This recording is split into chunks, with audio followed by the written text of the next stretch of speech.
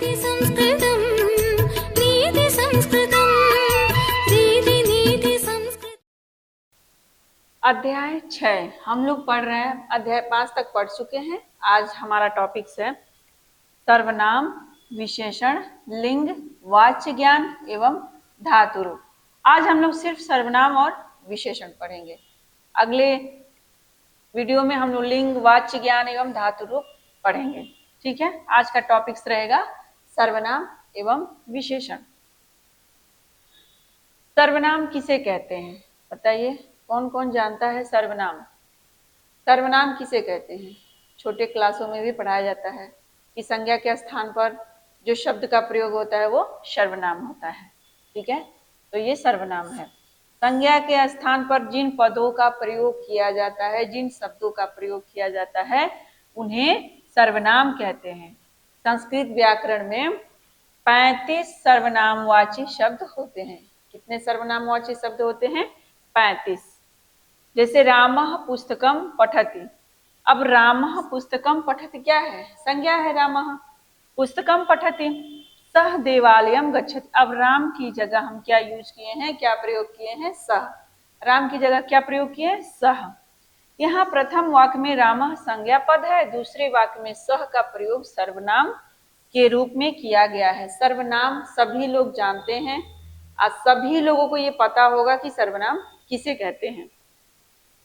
तीसरा पॉइंट क्या है? सर्वनाम का लिंग, वचन, विभक्ति वही होते हैं जो संज्ञा के लिंग, वचन, विभक्ति के होते हैं। यानी कि संज्ञा के जो लिंग, विभक्ति, वचन होते हैं वही सेम सर्वनाम के भी होते हैं। ठीक है, सर्वनाम में चौथा पॉइंट है, सर्वनाम में 7 विभक्तियां होती हैं। सर्वनाम में कितनी विभक्तियां होती हैं? 7 विभक्तियां होती हैं, परंतु संबोधन नहीं होता है। संज्ञा में होता है, रामः में होता है, लेकिन सर्वनाम में संबोधन नहीं होता है। ठीक है, सबसे इंपॉर्टेंट बात यही है इस पेज में कि सर्वनाम में 7 विभक्तियां होती हैं और संबोधन नहीं होता है। परीक्षा में सवाल पूछ सकता है कि क्या सर्वनाम में संबोधन होता है, तो आपका जवाब होना चाहिए नहीं। ठीक है,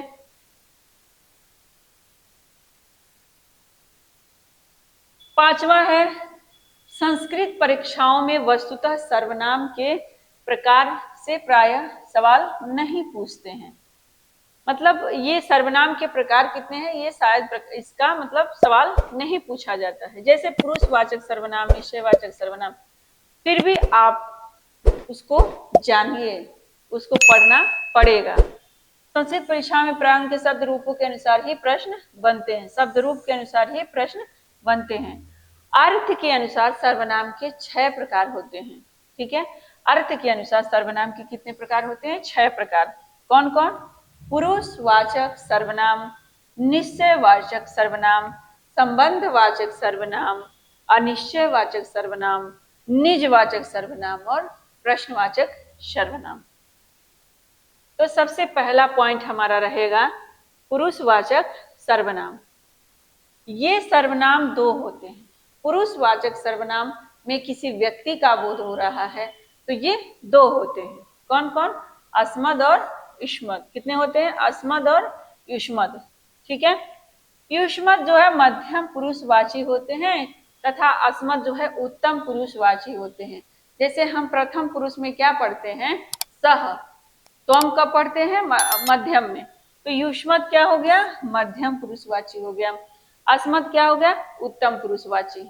ठीक है, आदर सूचित करने के लिए मध्यम पुरुष युष्मद के स्थान पर भवत, युष्मद के स्थान पर प्रथम पुरुष भवत शब्द का प्रयोग किया जाता है।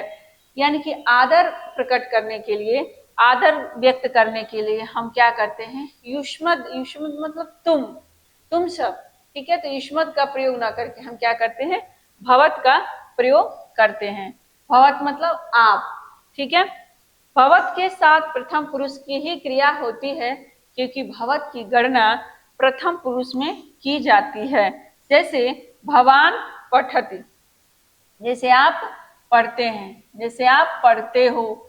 भवान यानी कि सुरेश, तुम आदरार्थ यानी कि सुरेश है, मतलब कोई सुरेश है, कोई राम है, तो हम कहेंगे त्वम रामः, नहीं, त्वम नहीं कहेंगे, हम क्या कहेंगे, भवान पठति। ठीक है, भवान सुरेश, भवान फलम खादति, आप फल खाते हैं। भवन्तौ पठतः, भवन्तः मतलब दो लोग, आप दोनों लोग पढ़ते हैं। भवन्तः आप सब पढ़ते हैं। भवन्तः पठन्ति आप सब पढ़ते हैं। अहम पठामि, जो उत्तम पुरुष का जो वचन है, ये देखिए उत्तम पुरुष के जो सर्वनाम है, अहम पठामि मैं पढ़ता हूँ। अहम आवाम वयम, भवान भवन्तौ भवन्तः, अहम आवाम वयम, अहम मैं पढ़ता हूँ और आवाम हम दोनों पढ़ते हैं। ठीक है, वयम पठाम हम सब पढ़ते हैं। अस्मत् शब्द रूप सभी उत्तम पुरुषवाची माने जाते हैं। युष्मत् जो है, तुम पठस तुम पढ़ते हो, युवाम पठत तुम दोनों पढ़ते हो, तुम युवाम इवम, ठीक है, तुम युवाम यू यम, ठीक है।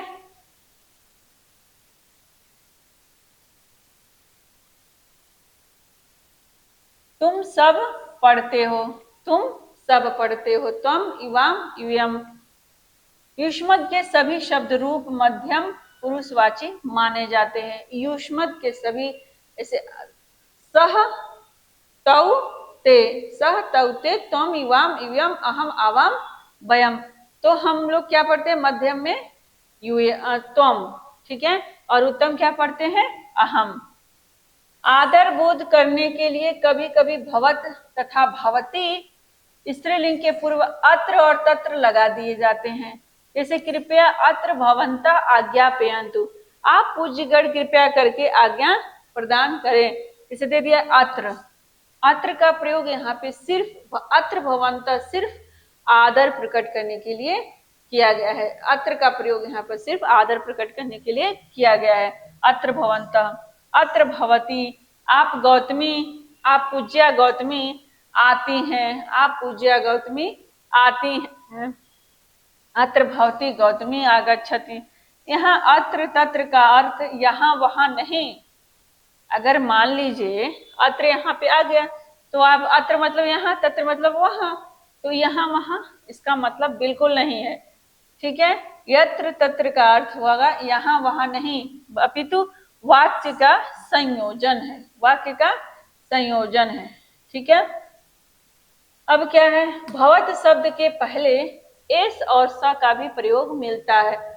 भवत शब्द से पहले कभी कभी एस और स का प्रयोग भी मिलता है, जैसे, परंतु यह प्रयोग केवल प्रथमा के एक वचन में ही मिलता है। ठीक है, यह प्रयोग जो है प्रथमा के एक वचन में मिलता है। जैसे एस सिर्फ प्रथमा के एक वचन में, एस भवान पठत, यह आप पढ़ते हैं। स भवान माम पाठयत, वह श्रीमान जी मुझे, माम पाठयत मुझे पढ़ाते हैं। ठीक है, ये रहा पुरुषवाचक सर्वनाम। अभी तक हमने क्या पढ़ा, पुरुषवाचक में दो शब्द युष्मद् और अस्मद्। ठीक है, पुरुषवाचक सर्वनाम है वो। अस्मद् मतलब मैं, युष्मद् मतलब तुम, तो अस्मद् युष्मद् पुरुषवाची सर्वनाम है। ठीक है, दूसरा है निश्चयवाचक सर्वनाम। निश्चयवाचक मतलब निश्चय है कि ये वही है। ठीक है, जहां पे निश्चयात्मक शब्द हो वह निश्चयवाचक सर्वनाम होगा। जैसे तत्, तद, एतद, इदम, अदस, ये चार निश्चयवाचक सर्वनाम हैं। कितने निश्चयवाचक सर्वनाम हैं, तद, एतद, इदम, अदस, चार निश्चयवाचक सर्वनाम है, क्योंकि इनमें निश्चय जाना जाता है। इसमें जैसे हमने कह दिया तद वह, एतद यह, इदम यह, अदस यह। ठीक है, हमने कह दिया कि यह वह, यह वह, तो जब हमने कह दिया तो निश्चय है कि हमने निश्चय कहा ना कि ये वो, हमने इंडिकेट कर दिया, तो क्या हो गया, ये निश्चयवाचक सर्वनाम। इन्हें संकेतवाचक भी कहा जाता है। हमने संकेत कहा जाता है, संकेत किया तो क्या हो गया, इन्हें संकेतवाचक भी कहा जाता है। ये शब्द प्रथम पुरुषवाची सर्वनाम कहे जाते हैं। ये शब्द क्या कहे जाते हैं, प्रथम पुरुषवाची सर्वनाम कहे जाते हैं। समीप वस्तु के लिए इदम, कोई भी वस्तु समीप है तो हम लोग क्या कहेंगे, इदम, यह। ठीक है, थोड़ा सा अधिक समीपवर्ती वस्तु के लिए एतद, यह, एतद का प्रयोग होता है। दूर व्यक्ति वस्तु के लिए आदस, वह प्रयोग होता है। अधिक दूरवर्ती या अनुपस्थिति व्यक्ति के लिए तद, वह शब्द का प्रयोग होता है। ये तीनों लिंगों में प्रयुक्त होते हैं। ये जो है तीनों लिंगों में प्रयुक्त होते हैं। ठीक है, अब इनके रूप थोड़ा हम लोग पढ़ लेंगे। ये तो वही आ गया ना, हाँ। तो हमने देखा कि पुरुषवाचक सर्वनाम, निश्चयवाचक सर्वनाम तद, एतद, अदस, इदम। ठीक है, अब क्या तीसरा क्या है, संबंधवाचक सर्वनाम। संबंधवाचक सर्वनाम से ही, शब्द से ही बोध हो रहा है कि संबंध बता रहा है, कि किसी का किसी से संबंध बता रहा है। जैसे जो हमने कहा वही किया, तो हमारा जो हमने कहा वही हमने किया, ये क्या है, संबंध। यद, जो शब्द संबंधवाचक सर्वनाम है, यद शब्द जो है संबंधवाचक सर्वनाम है। ठीक है, यद सर्वनाम शब्द के साथ तद शब्द का प्रयोग बहुत होता है, क्योंकि ये दोनों शब्द युग्म अवस्था में भी प्रयुक्त होते हैं। जैसे यद के साथ तद का प्रयोग होता है, ये बता रहा है, यद के साथ तद का प्रयोग अवश्य होता है। जैसे यद उक्तम तद कुरु, जैसे यद उक्तम तद कुरु, जो तुमने कहा है उसको करो। ठीक है, जो तुमने कहा है उसको कहो। यह आगच्छति सह गमिष्यति, यह मतलब जो आएगा, जो आता है वह, गमिष्यति वह जाएगा, जो आता है वह जाएगा। तीसरा क्या है, यस्य नाम सुरेशा स मम भ्राता, जिसका नाम सुरेश है वह मेरा भाई है, जिसका नाम सुरेश है वह मेरा भाई है। ठीक है, सब यानी कि संपूर्ण, सब कुछ, जो कुछ आदि अर्थों को प्रकट करने के लिए यद तथा नित्य संबंधी तद का दोहरा प्रयोग हो जाता है। जैसे यत कर्म करोमि तद अखिलम संभो तव आराधन। ठीक है, यद यत कर्म करोमि तत् अखिलम संभो तव आराधन। हे संभो, हे भगवान शंकर, मैं जो कुछ करता हूँ, यद यत कर्म, यद जो कुछ, यत कर्म जो भी कर्म करता हूँ, वह संपूर्ण, तद अखिलम वह संपूर्ण तुम्हारी, तव आराधनम वह तुम्हारी आराधना है। मतलब जो मैं कुछ भी करता हूँ वह तुम्हारी आराधना है।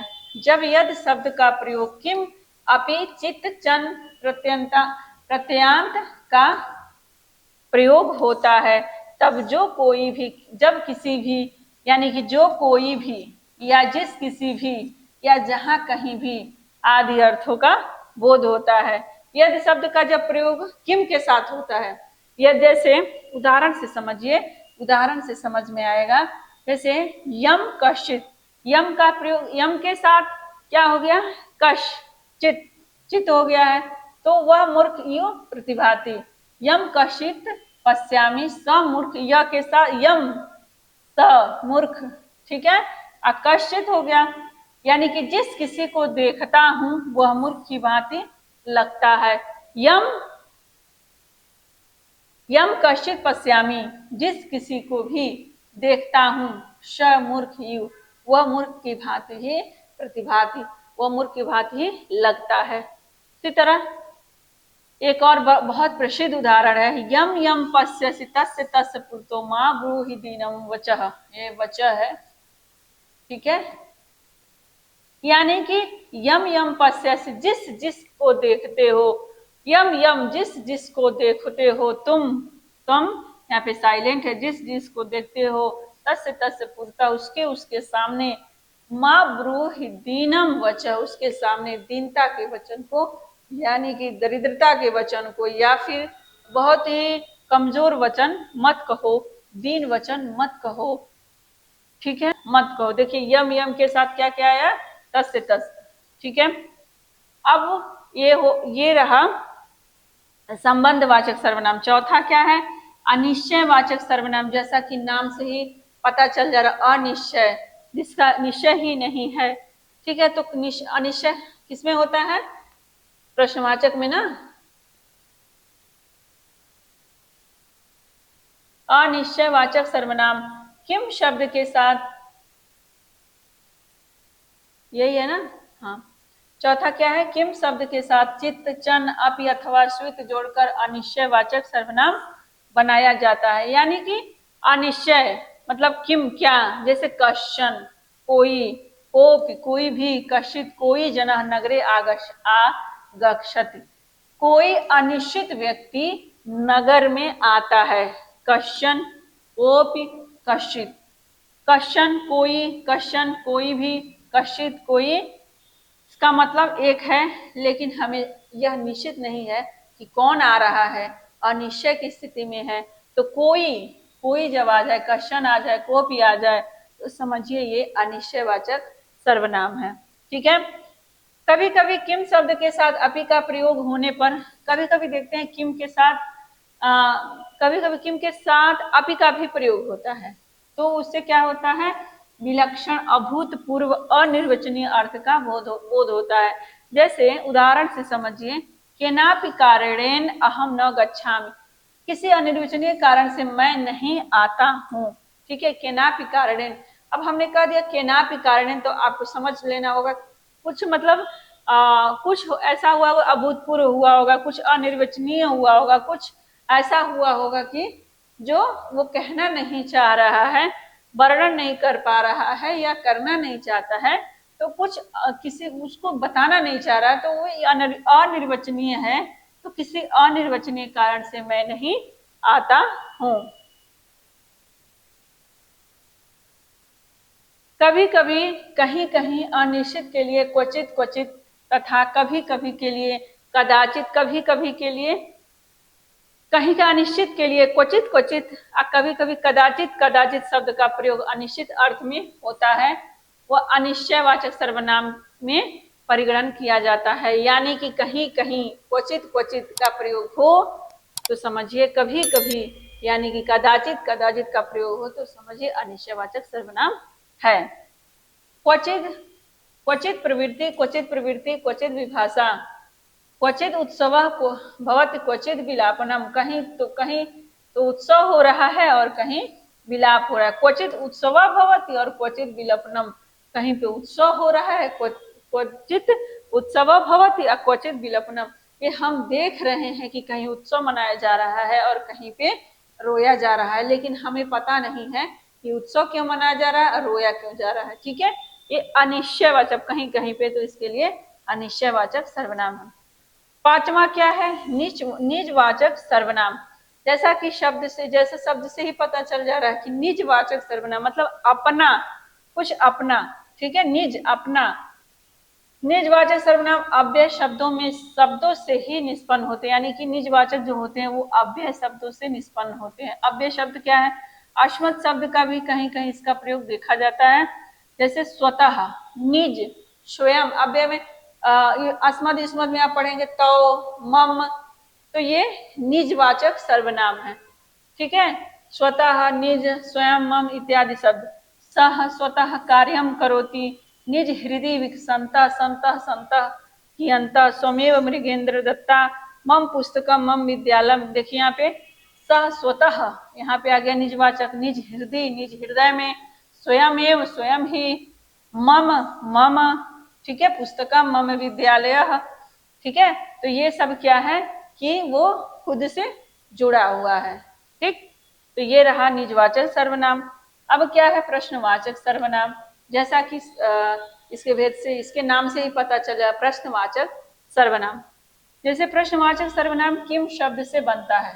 किम, जैसा कि प्रश्न से ही संबंध है, किम क्या क्या लग सकता है? कतर, कथम, कुत्र, कदा, क्व, कथम, कतर कितने, कितने, कुत्र कहाँ, कब, क्व कौन, कथम कैसे, किमर्थम किस लिए, कुतः कहाँ से इत्यादि शब्द हैं प्रश्न पूछने में प्रयुक्त होते हैं। जैसे सब तक सारा किम, कुत्र, किम कहाँ, कुत्र कहाँ, किम मतलब कौन, कुत्र कहाँ, कदा कब, कुतः कहाँ से, कथम कैसे, किमर्थम किस लिए, कति कितने, प्रश्नवाचक ककारः, प्रश्न किए